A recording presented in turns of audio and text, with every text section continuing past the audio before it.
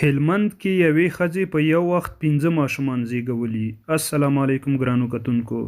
د افغانستان په سویلي هلمند ولایت کې د یوې میرمن 15 ماشومان په یو وخت زیږولي دي. په نویو زیږیدلو ماشومانو کې 4 ننجونې او 1 هلک شامل دي.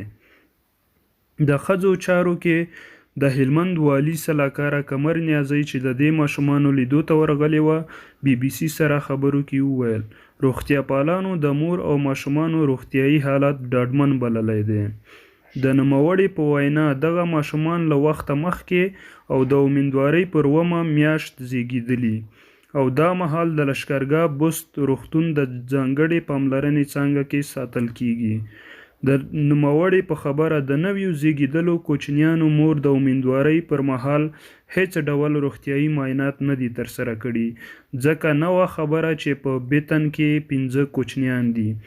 د دغې ښځې له دې مخکې هم 2 کوچنیان زیږولي وو چې ویل کیږي 1 هلک او 1 ننجلۍ وه. د نویو زیږیدلو کوچنیانو پلار بزګر دی او له خپلې کورنۍ سره د هلمند مرکز لښکرګاه په یوه څنډه کې اوسیږي.